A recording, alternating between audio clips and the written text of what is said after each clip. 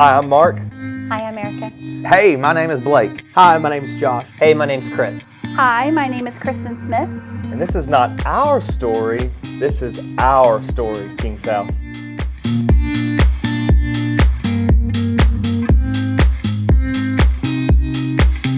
The King's House began in June of 2002, and I started attending the church sometime in 2005 and quickly got accustomed to the culture here and wanted to begin volunteering. So I started that around sometime in 2006, doing some of the media things in the sound booth and running the lyrics for the computer. So I became very involved very quickly.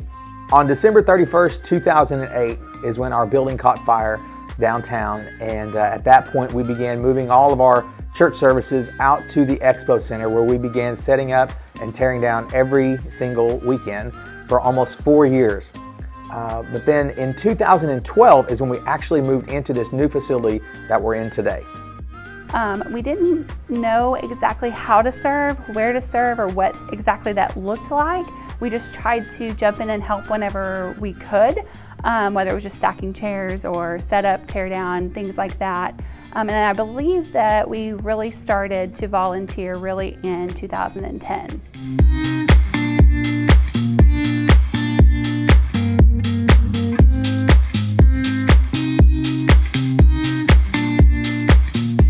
So around 2015, I put my resume out to just see what God had for me at another church. And my resume's online for only 1 day, and I get a phone call from Blake Jennings here at the King's House. And my wife is big pregnant with our first kid at this time, and she's like, there's no way we're moving to Oklahoma.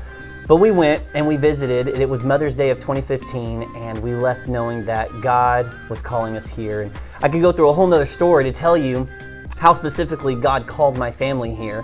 But it was 2 days immediately after our little girl was born in Dallas that we walked down to the parking garage of the hospital with a packed SUV, and all three of us, including a golden retriever, drove 2 hours to McAlester, Oklahoma, leaving all of our family behind, leaving all of our friends behind, coming to a new town in a new state, trying to get a new house, coming into a new church with a new job, and just everything was new, and we were excited to see what God was going to do for us during the season. So in 2015, the King's House offered us a position here. We came down and I preached in the youth group and we did worship, and I just couldn't feel good about it. I didn't think it sounded like such a bad idea. A change of pace. I liked the idea of moving quite a bit, and Mark just wasn't feeling good about it at all at that time. I think the real thing was that I just wanted to play a little hard to get. I didn't want to act too anxious, because a year later I came back and led some more worship, and that night on stage I knew something was just different, just hard to describe, but honestly I thought, like, oh God, please, not another move. But I went home that night and told Erica, babe, we should probably better pray. And she got worried. This time she was not really for it. At all. I decided that I was comfortable. Yeah. I did not want a repeat of what we had experienced in one of our previous moves, and I just felt like it wasn't a good idea for our family. The kids were getting a little bigger. We were close to family. It was inconvenient.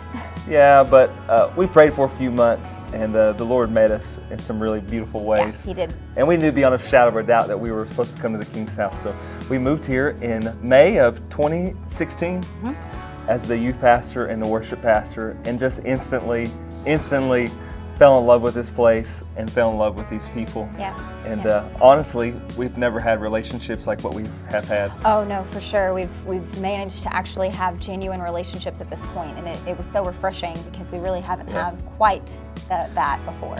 I'll never forget the first few evenings being here. I came down on some Wednesday nights before we actually moved, and after the services I would hang out with Blake and Chris, and I knew God was up to something big. But so we moved here, and the first few months were great, but 4, 5, 6 months in, you kind of start seeing these red flags, and things were heading south a little bit. And I remember just this sinking feeling like, God, why? We've been in unhealth so many times before, and we came here hoping that we'd find something healthy. Yeah. And it turned out pretty soon after that we knew we weren't in a healthy situation at all. No, I mean, I even at one point looked at Mark and said, I'm pretty sure that you've brought us to the Titanic. We are jumped on Titanic and it's going to sink and You're welcome, we're babe. going down with it. So there were a few times in there that was very disheartening. We were disappointed that it didn't turn out like we thought it would. But we knew that God had sent us here. Absolutely. We weren't really sure why at that Absolutely. point, but we knew that He had brought us to this place. Mark, for sure, felt very confident that God had done something so special that he never, ever questioned whether or not we weren't supposed to move here. I think it was around 2016 that Chris had established pretty much to have team leaders over each room in Kiddopolis, and he had asked me to be a team leader over the 2-year-old room. I mainly just handled like scheduling and leading them and helping them with curriculum, training, and loving on our kids. And I guess I did a pretty good job because it was only about 1.5 years later that they asked me to be the children's ministry director. So initially, whenever I started, of course I was overwhelmed with exactly how amazing it was, to felt and be called to do something like that. But also within the same time, I knew that things just weren't quite right. It seemed like I was struggling, having enough volunteers. The church just seemed in a different atmosphere. We didn't have a whole lot of kids or volunteers. So on a typical Serve Sunday for Kiddopolis, we need at least 10 people to serve. So in a regular month, that means I need about 40 volunteers. Unfortunately, whenever I took on my position, I only had 12. So I literally served 21 Sundays. During that time, it was really, really hard. I felt like I wasn't being fed. I continually tried to reach out to people, just to be told no most of the time. Nobody wanted to be a part of it. Nobody wanted to be a part of the downward spiral that we were on. It was a really trying time, not just for the church, but for me and the few people that I did have. They were working their tails off, but it still just wasn't quite enough. Times were really hard, and it was only getting harder and harder. It was harder to serve, harder to work, harder to lead. But even through the midst of all of that, it seemed like I just felt this pull telling me that it was going to be okay. So around 2017, the honeymoon phase of being in a new place started to wear off. And it was really hard to continue to come into the office and be around people on a Sunday morning and a Wednesday night, knowing that something was off. Some red flags were starting to be shown. I started to notice that there was no vision. There was no vision casting for the church of where we were going to go. So there was no excitement. There was no drive. And I started to question myself, to be honest with you. I started to hear things around the town that the King's House had some bad reputation. And that's when I started to question myself, and Melody and I were talking, and God, did you really call us here? Like, surely you didn't call us to leave everything behind just to see this blow up in our face. So, God, what are you doing in this time? What do we need to do? During that time, I began to see the decline. I was very involved with people, much like I am today. And the people who I would see every week began to be less and less and less, to where it came to the point where you begin to question, why am I still here? Why am I still here whenever everybody else is leaving? Am I missing something? I knew that things had been in decline. I was seeing the numbers that were in the account just quickly dwindling, and knowing that this was not sustainable. And obviously you began to question, should I still be here? How long can this continue on? And again, how am I going to provide for my family? I love what I do, but at the same time, is there even going to be enough money for a paycheck? And so those kind of things ran through your head constantly, and literally just questioning, am I in God's will? Thinking I was, just really not sure. So times really didn't improve much. Actually, we just kind of progressively got harder and harder. Knew something was bad wrong, didn't really know what that was. Church was shrinking, people were leaving. Hard to describe what it felt like coming to work in those days, where everything you did just failed. And anyways, we knew something was happening. We knew something needed to change. We knew that God had brought us all here for a reason. We felt incredible chemistry among the staff, and it felt like something really special was possible. But again, we just stayed on this downward trend for months and months and months, and times were so hard. Times were so hard. So many prayers, so many tears. And anyways, September of 2018, the lead pastor of the King's House stepped down, and we knew that we had a situation on our hands. As you can imagine, there was just so much going on that day that the questions are rampant in your head. You know, what's going to happen to us as the staff who are still here? What's going to happen to the church as a whole? Do people even come back next week? Do we have church next week? All kinds of things are swirling in your head. You think that you have an idea of what it could be, but yet you're still left with, we don't know. So during this time, there's a lot of uncertainty going on. As a matter of fact, I had multiple offers to go to other churches and serve there. Blake had some offers to have a new job. Even Pastor Mark had other job offers. And it's one of those moments where you think, God, we're in the midst of fire and these doors are opening up and we're not even searching for them. So is this you? And every time my wife and I would even a little bit explore the possibility of going to a different church, something just didn't feel right, that we didn't feel that God was releasing us yet, that we weren't finished here at the King's House yet. We didn't know why, but we ended up turning down all these job offers because we knew that God wanted us to stay here at the King's House for something special. During these uncertain and crazy times, we had an absolute godsend who encouraged us and strengthened us as a staff, and we couldn't have done it without him. The man, The myth, The legend. my father. Frankie Powell came to the King's House and served as the interim pastor for 2 or 3 months. I would not be here today if it wasn't for Frankie Powell. Yeah, no way. I would not be here today without Frankie Powell. I honestly would not be here today if it wasn't for Frankie Powell. And just the way that he came in and loved us Yeah. and encouraged the staff, loved on the staff. In situations like that, there's a lot of hard meetings and conversations that Yeah. need to be happening. And A lot of crazy stuff that goes on behind the scenes that you don't even expect, but Yes. he expected it. and he was just in the middle of all that.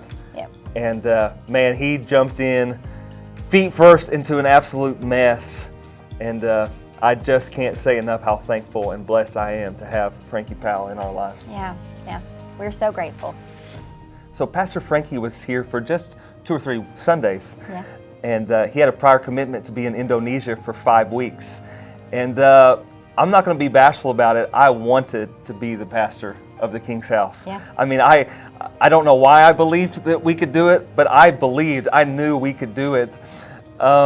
So really with Pastor Frankie leaving after those 2 or 3 Sundays, I saw this as an opportunity for us to really prove ourselves as a staff to the church that, guys, we can do this. Let's rally, let's pull together, and let's do this. So I'll never forget the first sermon series I preached when Frankie Powell was in Indonesia. I preached a series called Houston, We Have a Problem.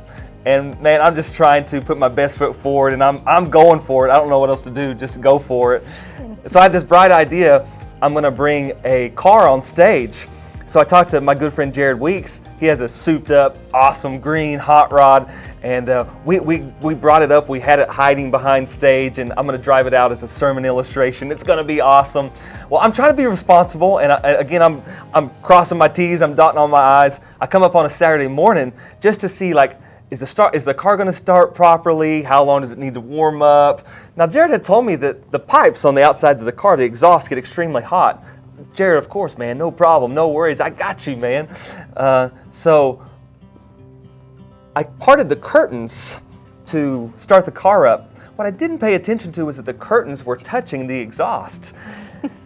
I start the car up, I'm revving it up, man, smoke's going everywhere. And then I realized, like, I'm not revving the car up anymore, and there's still smoke going everywhere. Flames are shooting up the sides of the black curtains.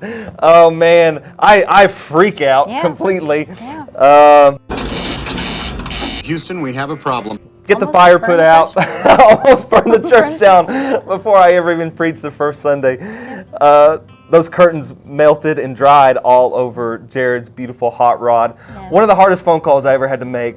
I'm literally in tears. The stress of everything that's going on is just overwhelming. And I sat on the front of the stage and I cried composed myself, called Jared. I said, Jared, I'm so sorry, man, but I have ruined your hot rod. And just like Jared Weeks would, man, he said, Mark, are you okay? Was his first question. And he said, hey, as long as you're okay, I'm not worried about that car. We'll get it fixed. So that was my first Sunday preaching at the King's House when all this happened. I remember one evening being called into a emergency staff meeting with the elders, and the elders and all the staff were there, and we're discussing the possibility or the option about Mark Kennan, who's sitting in the room with us. Is he going to be the next lead pastor or not? And I remember having such boldness come over me because I've never experienced this before, and I remember just telling the elders and the rest of the staff, like, listen, I know Mark Kennan feels called to be a lead pastor somewhere, somehow. But if it's not here and he goes somewhere else, I'm going with him. Because I've never felt a connection like I feel with Mark Kennan. My family has never been as close to someone in ministry like the Hennans. And I just know that God is calling me to serve this man and his family wherever they're established at. There comes a point in life when you know that you've surrounded yourself with some people that they're like lifelong brothers, and that's what Chris and Mark became to me during all of this transition time. And as we're talking about this meeting that took place, I remember sitting in that meeting knowing in my heart there was only one person qualified for the job that could take this place where it needed to go. And I believe most of us were on the same page that if it wasn't Mark Kennan, it wasn't for Blake, and it wasn't for Chris either. So it was either Mark or we probably wouldn't be here today. We knew in our hearts that Mark Kennan was definitively supposed to be the next pastor. And all of that came to a head on November the 18th, 2018, when Mark Kennan became the lead pastor of the King's House.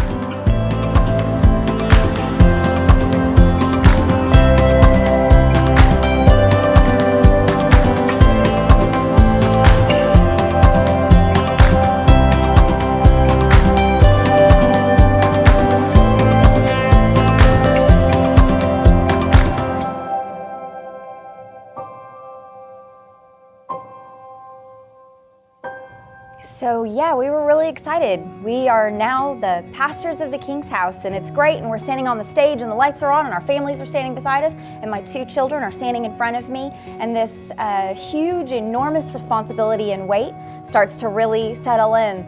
This is a big deal. This is no joke.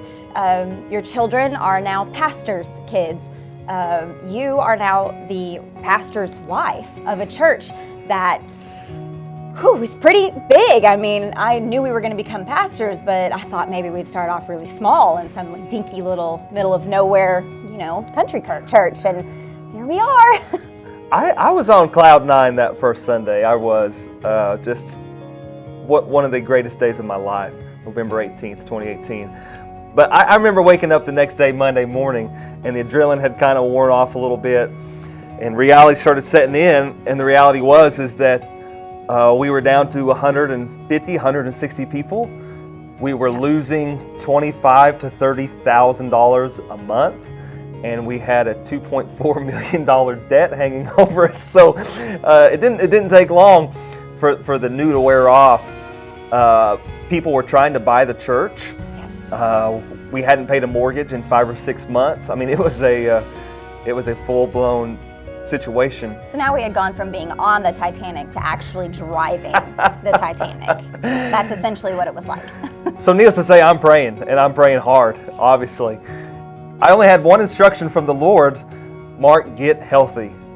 And so that's what we just attacked.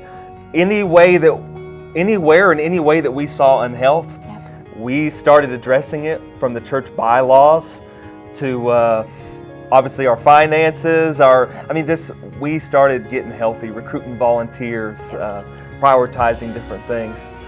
I'm praying one day and just crying out to God, God, what are we going to do? How are we going to get out of this financial hole?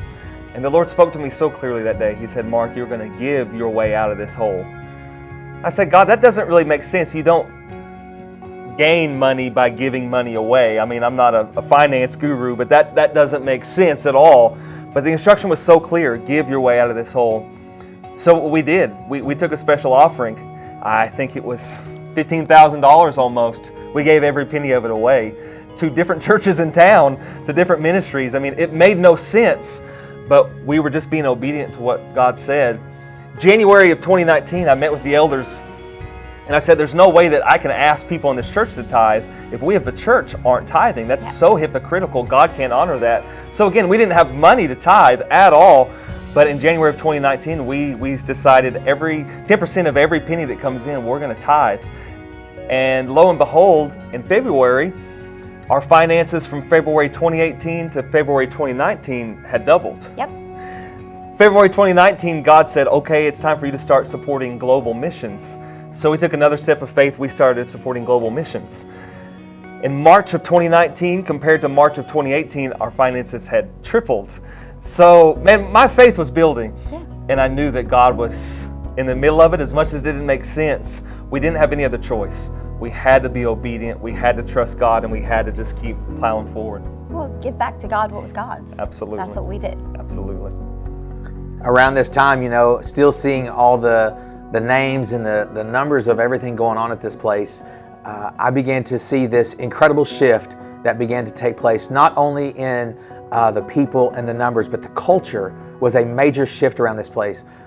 It became a place that people wanted to hang out and just be around each other. We were family. We had been through so much together, and to see the unity and the camaraderie and the brotherhood, sisterhood that really became evident in this place was nothing short of a miracle, and it really became a place that people wanted to be. And we saw that every single week as new faces, new families began coming to the King's House. Many of them still here today because they have felt like they are part of a family. They are part of something that they love. At this time, volunteers started increasing drastically across the board. I started out with only 12 volunteers, and now I have over 40. The church as a whole only had 32 volunteers, and now we are well over 200. It was around the last Sunday, January of 2019, my wife and I decided that we wanted to come visit and show respect to Pastor Mark and all that God had been doing here at the King's House over the last few months. And during that time, we were coming out of a season of feeling like God was calling us to a new season of our lives. And the first morning we showed up to the King's House, we did not plan on being here to this day. But we showed up, we pulled up to the parking lot, and as we walked into the King's House, from the moment the greeters met us at the door, we were just overwhelmed with just the presence of God and just the love that people had in this place. And we knew that God was doing something special here. Matter of fact, before the worship team ever kicked off that Sunday morning, Cammie and I just kind of looked at each other and just like kind of a nod and grin, like this is the new season that we've felt God leading us to. And so from that day forward, man, we jumped in literally feet first. I remember the first DTV that we went to, we were already plugged in at that DTV, helping with outreach events and helping with the greeter team. And shortly after, I got involved with the worship team, and just really any aspect that we could get involved, man, we wanted to be the hands and feet of Jesus, because we just recognized that what God is doing in this space, in this place, in this house was so special. We've been in many churches and have seen unhealth, but just to see what God was doing in such a short span of time frame, literally months, of how God was repurposing life into this place and into the King's House, man, it was attractive, and we wanted to be a part of this move of God.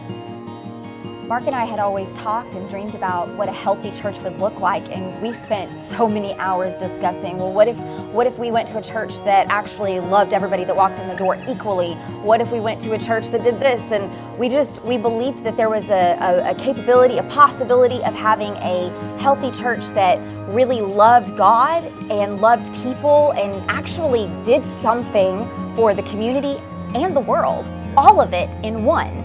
Yeah. The truth is, I could see what I wanted the church to look like 5 years from now. I mean, I could see that, but I had no clue how to get there, and really no clue at all what I was doing. Yeah. But I did know I had this burning passion in my heart that we have to reach people. I've always thought that people were God's priority, and it should be the church's priority too. So having no clue really how to reach people or what we were doing, we just dove into it, and we started trying to figure out ways to reach people. That first summer, we started something called Park Days. We did big parties at parks and had inflatables and carnival games and just loving on people. Later that year, we started something called KH Cuts.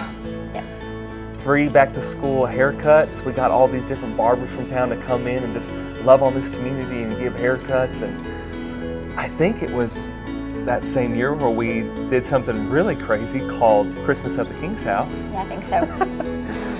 And we converted the King's House into the North Pole. And we literally spent a week decorating up in the rafters, and I felt like Buddy the Elf, cutting snowflakes and hanging them, and we turned rooms into frozen rooms with Elsa and Anna and Mrs. Claus' kitchen. It was crazy, it was wild, it was huge, but people were getting saved, and we were reaching people. I believe it was the next year, God provided in an incredible way for us to build not one, but 2 schools in Burundi, Africa. Yeah. Which has always been in our heart to be a local church and a global church. I believe that's the Great Commission. I will never forget walking into that village for the grand opening of the school. Oh man, it was a wild experience. We've done ginormous giveaways. We've done men's retreats, women's retreats, youth camps, kids camps, anything and everything that we could think to do to reach people with the love of Jesus in a real and authentic way. There's nothing that we won't try here at the King's House, I promise. And it's been so much fun, and God's really met us and just shown up for the events. It's been He great. has. Not everyone's loved it. We made some mistakes along the way, but our hearts have been in the right place. Sure tried. We got to reach some people. That's right. It worked. We were busting our butts serving people and doing outreaches, and it just shocked me. The more we reached people, the more people started to come, and the more God provided. The more these people started to step up and volunteer and become team leaders, and we couldn't do it without them. I'm talking to you, those watching this video right now, King's House people, thank you for stepping up and believing in us and this place. During this time, we're doing all kinds of ministry outreaches and different things across the city and within the church. And I've done this for many years here at the church, and done a lot of different ministries and outreaches. But this was the most effective and fruitful, where you see a return on what you're actually doing in ministry. As time went on, the more and more that we began to serve at the King's House, the more we saw the staff and the fruit of their labor as people were getting saved. I mean, not just like a couple times a month or once a month and being baptized, a couple times a year. But no, people are literally getting saved each and every week, getting baptized. I mean, regularly, hundreds of people coming to know the Lord, not just switching churches. This is people that are getting saved and getting set free. And I knew at that point, watching the staff and how God was using them, that man, I found something that I could do with the rest of my life. This is something that I could get on board with and serve the Lord with.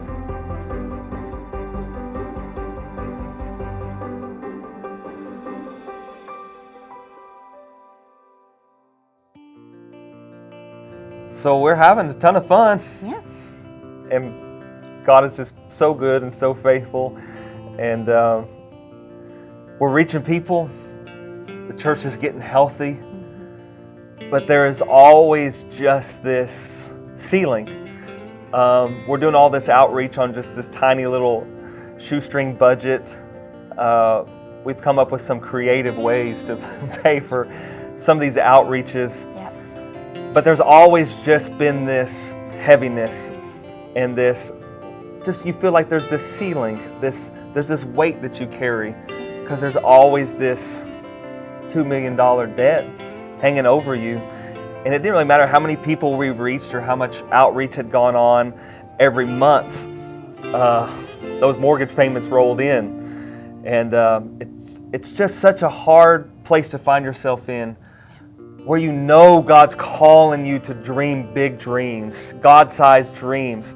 And you are pushing and you're praying and you're walking in faith and God's doing miracles. And I mean, life is so good, but there's still just this reality of every month I got to pay these mortgage payments. Every month we're not sinking. It's not the Titanic anymore, but our heads are just barely above water. But we were determined. We're going to keep dreaming. We're going to keep pushing. We're going to keep believing. We're going to keep trusting God that He's going to deliver us. He's going to bring the answer to the King's house. He had already done such a miracle. He had. From the beginning. I mean, we had come so far from the Titanic. Yeah. He had already done such a miracle. We believed that He could do a bigger miracle. Yes. And that's what we were praying for. Just going to keep dreaming. We're going to keep believing. I want to share with you some things that God has placed in my heart, and they seem crazy. Can I just get that out there first and foremost? These are dreams that God placed in my heart. These are things that I pray about every single week of my life. And these things seem crazy. But it's only crazy until it happens. Can I get a witness, King's House? What's crazy in one season is counted as faith in the very next season. And if Mark Hennon's going to fail, he's going to fail big. He's going to go for it, man. This is what I'm believing for, and I believe I have a promise from God. I believe that the King's House is going to be 100% debt-free. Tell you, Dallas, Texas doesn't need another mega church. Tulsa, Oklahoma, they don't need another mega church. But I think God has absolutely not forgotten about the out-of-the-way, obscure, forgotten places on planet Earth. And I think that's where He's sending the King's House, man.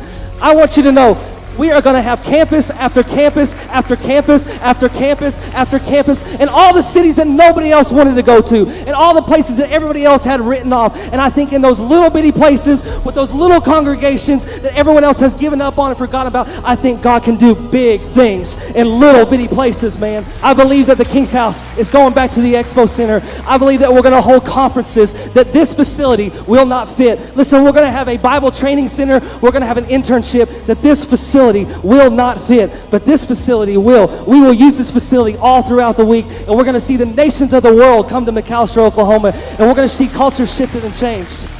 I'm talking crazy faith, man. The King's House is going to own a hotel. I'm telling you, when the nations of the world come to McAlester, Oklahoma, we're going to have a place for them to stay. When we have 200 or 300 interns every year, they're going to have a place to stay. They're going to work for free. They're going to fully fund the business, and this business is going to fund the kingdom of God. We're going to own a hotel in McAlester, Oklahoma. We're going back into the recording studio. We are going to write songs and release worship that is sung all over this globe.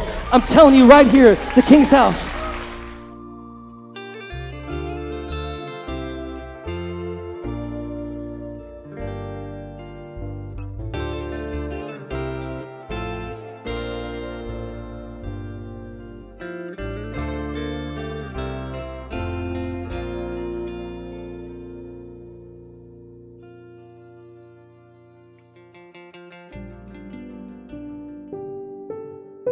I hate this fast. I hate it. As of today, September 26th, I am on day 29 of a 40-day fast. I only have 11 days left, but I'm miserable and I hate not eating. And the whole family is counting down the days until Mark's fast ends. He needs food. He's very difficult to live with. Why are you lying to these people like that, Erica? He's so moody. September 13th, it was a Monday, I called Frankie Powell because I'm frustrated, man. I mean, I'm praying, I'm seeking God, I'm starving, and God is not speaking. I mean, I felt like we had this deal, like, I'm going to fast, I'm going to seek you, and you're going to meet me, and it's going to be wonderful, and I'm going to have all these dreams, and I'm going to experience your presence, and none of that was happening. I mean, I was just hungry. So I called Pastor Frankie. I said, man, what is up? I mean, I'm seeking God. The Word says if you seek Him, you're supposed to find. I'm not finding Him. Pastor Frankie gives me these incredible, encouraging words. He says, Mark, think about driving a Standard.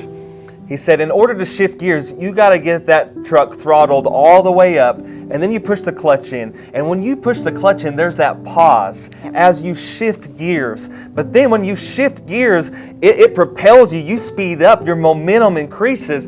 He said, Mark, just keep doing what you're doing. I believe that you're in that pause stage, and I believe that God is about to shift something at the King's house. Yeah.